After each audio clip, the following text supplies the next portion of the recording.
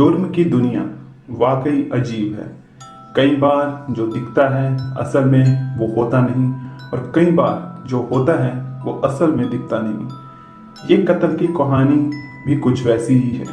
जिस शख्स की मौत होती है, मौके से उसकी लाश भी मिलती है और सुसाइड नोट भी। वहाँ से मौत के सबूत भी मिलते हैं और मौत की वजह भी। इन सभी को देखकर पुलिस भी मान लेती है कि एक आत्महत्या का केस है। लेकिन जब पोस्टमार्टम रिपोर्ट पुलिस के हाथ आती है तो पूरी घटना ही बदल जाती है। अब पुलिस फिर से तफ्तीश शुरू करती है। फिर जो कहानी सामने आती है उसे जानकर पुलिस भी पूरी तरह से दंग रह जाती है। आज की हमारी क्राइम की स्टोरी है मध्य प्रदेश के एक बहुत ही सस्पेंस थ्रिलर मर्डर मिस्ट्री की। तो चलिए शुरू करते हैं हमारी कहानी। मध्य प्रदेश की राजधानी भोपाल का सेंट्रल जेल, साल 2019, तारीख 29 जून। इस दिन पैरोल पर जेल से निकले एक कैदी को वापस लौटना था। 14 दिन की पैरोल पर जाने के बाद जेल प्रशासन को भी उसके लौटने का इंतजार था कि तभी जेल प्रशासन को लोकल पुलिस के एक सूचना मिलती है। सूचना थी कि उस कैदी की मौत हो गई है और हत्या के केस में उम्र कैद की सजा मिलने और जेल की जिंदगी से परेशान होकर उसने घर में ही अपनी जान ले ली। लोकल पुलिस ने बताया कि कैदी ने एक सुसाइड नोट भी छोड़ा है, हैंडराइटिंग भी उसी की है और मौत की वजह भी बताई है।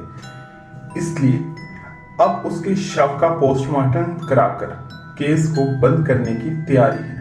ये जानकर जेल प्रशासन को भी उस कैदी के केस को बंद करने के लिए लोकल पुलिस के फाइनल रिपोर्ट का इंतजार था। जिस कैदी की मौत हुई थी उसका नाम था राजेश परमार।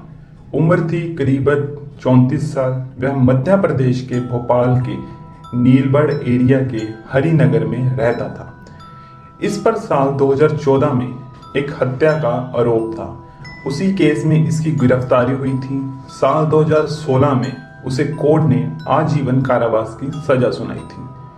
जिस समय राजेश जेल में था उसी समय उसके पिता की मौत हो गई। इसी वजह से 14 दिनों की पैरोल मिली, इसलिए 15 जून को वह पैरोल पर बाहर आया और 29 जून को उसकी पैरोल खत्म होने वाली थी। इसी वजह से उसे हर हाल में 29 जून को जेल में लौटना था।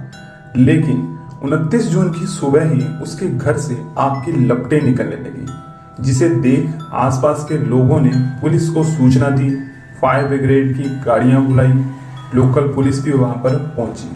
आग बुझाने पर देखा तो एक युवक पूरी तरह से जल चुका था। चेहरा और शरीर जला हुआ था, उसे देखकर ऐसा लग रहा था कि वह मर गया है। फिर भी पुलिस ने आखिरी उम्मीद से उसे तुरंत अस्पताल में भर्ती कराया, जहां डॉक्टरों ने उसे मृत घोषित कर दिया। अब पुलिस ने घर की तलाशी ली तो एक सुसाइड नोट भी मिला, जिसमें लिखा था कि वह अपने पिता की मौत होने की वजह से दुखी था। अब परिवार में कोई उसे पैरोल भी नहीं दिलाएगा। इस वजह से वह दुनिया से निराश हो चुका है और उसने आग लगाकर आत्महत्या कर रहा है। इसके लिए कोई दूसरा जिम्मेदार नहीं है। इसी सुसाइड नोट के आधार पर पुलिस ने भोपाल के जेल को भी सूचना दी, शव को पोस्टमार्टम के लिए भेज दिया। साधारण सुसाइड केस की तरह पुलिस ने भी इसे बंद कर दिया। उधर पोस्टमार्टम के बाद शव को रिश्तेदारों को सौंप दिया गया। रिश्तेदारों ने भी शव का अंतिम संस्कार कर दिया। लेकिन इस पूरे केस में 24 घंटे बाद एक नया मोड़ आया, जब वहां की पुलिस को राजेश परमार की पोस्टमार्टम रिपोर्ट मिली।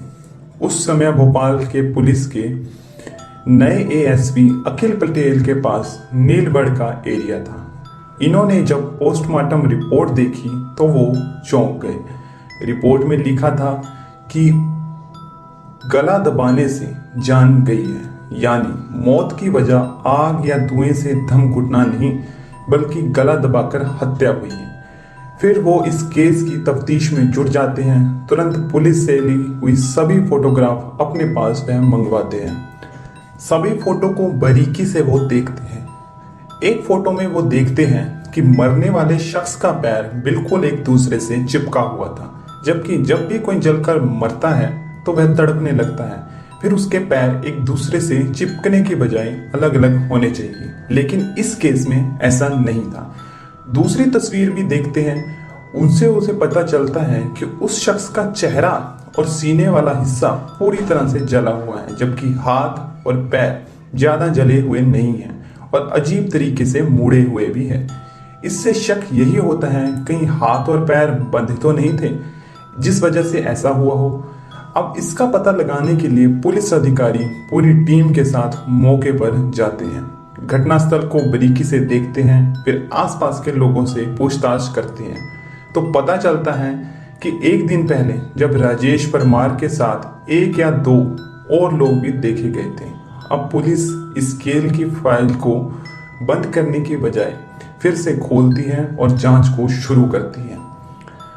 अब पुलिस को यह शक हुआ कि जिसकी मौत हुई उसकी पहले गला घोटकर हत्या की गई, लेकिन राजेश को जब सुसाइड ही करना था तो उसकी पहले हत्या क्यों की गई? अगर किसी ने गला दबाया तो वो कौन था? अब पुलिस के सामने ये भी सवाल था कि कहीं ऐसा तो नहीं कि मरने वाला राजेश हो ही ना। अगर ये राजेश नहीं तो फिर कौन था? इन सब सवालों का पता लगाने के लिए पुलिस ने उनके मोबाइल नंबर का पता लगाया। फिर रिश्तेदारों के जरिए उसके एक नंबर मिला जो जेल से आने के बाद एक्टिव था, लेकिन अब था बंद। उसकी आखिरी लोकेशन भी भोपाल में ही थी।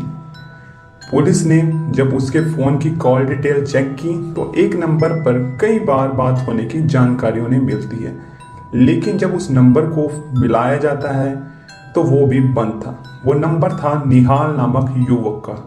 अब पुलिस के सामने निहाल को खोजने की चुनौती थी और मन में ये सवाल भी था कि कहीं निहाल ही तो नहीं मारा गया। इसके अलावा और भी कई सवाल। फिलहाल पुलिस उसकी तलाश में जुट गई। फिर पता चला कि निहाल मूल रूप से बिहार का रहने वाला है और पहले राजेश के मकान में ही किराए पर रहता था, लेकिन कुछ महीने से यहाँ से दूसरे मकान में शिफ्ट हो गया था। अब पुलिस की जांच में निहाल की लोकेशन गुजरात में मिली। इसके बाद पुलिस की एक टीम गुजरात पहुंची और उसे दबोच लिया। इसके बाद जब उससे कड़ाई से पूछताछ हुई तब उसने जो कहानी बताई वो बेहद ही चौंकाने वाली थी। निहाल ने बताया कि जेल से पैरोल पर आने के बाद राजेश ने उससे संपर्क किया था, फोन पर बात हुई थी और वो उससे मिलने भी गया था। बातचीत के दौरान वे बहुत परेशान था, इमोशनल भी था, क्योंकि पिता की मौत के बाद उसे अब जिंदगी में शायद ही कभी पैरोल मिलने वाली थी। इसलिए उसने सोचा कि वह दुनिया की नज़रों में हमेशा के लिए मर जाए और असल में जिंदा रहे। इसके लिए उसने कुछ क्राइम सीरीज देखी, जिसके बाद एक खौफनाक आइडिया उसने अपनाया। इसके लिए उसने घर में रहने वाली अपनी एकमात्र माँ को पूजा करने के बहाने 23 जून को बाहर भेज दिया। उसके बाद साजिश रची कि 29 जून की पैरोल खत्म होने के बाद भी उसे जेल न जाना पड़े। इसलिए 28 जून को ही किसी दूसरे शख्स को अपनी जगह मारकर दूर कहीं चले जाने की तैयारी में जुट गया। इस काम में मदद के लिए उसने मुझे बुलाया था, लेकिन मैंने साफ मना कर दिया। इसके बाद उसने 1 लाख रुपए का लालच दिया और कुछ पैसे एडवांस में भी दिए, इसलिए उसके झांसे में मैं आ गया। इसी तरह 29 जून को पैरोल खत्म होने से ठीक एक दिन पहले यानी 28 जून को ही हम दोनों की मुलाकात हुई। 28 जून की शाम को हम दोनों घर पर ही फोन छोड़कर घूमने निकले ताकि हमारी लोकेशन ट्रेस ना हो सके। इसके बाद एक पेट्रोल पंप के पास राजेश को अपनी ही उम्र और लंबाई का एक युवक मिला। उस युवक का नाम था राजू रेखवार। हम दोनों ने फिर उससे बातचीत की और उससे अपना दोस्त बन गए। बातों ही बातों में दोनों ने राजू को घर में पार्टी करने और शराब पीने के लिए तैयार किया। राजू मजदूरी करता था, इसलिए खाने और शराब के लालच में तुरंत तैयार हो गया।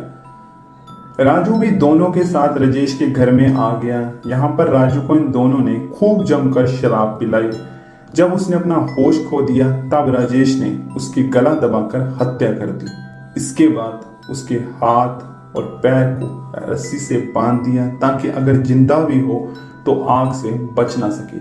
हाथ पैर बांधने के बाद उसे फर्श पर लिटाया और घर में रखी किताबों को उसके ऊपर डाल दिया।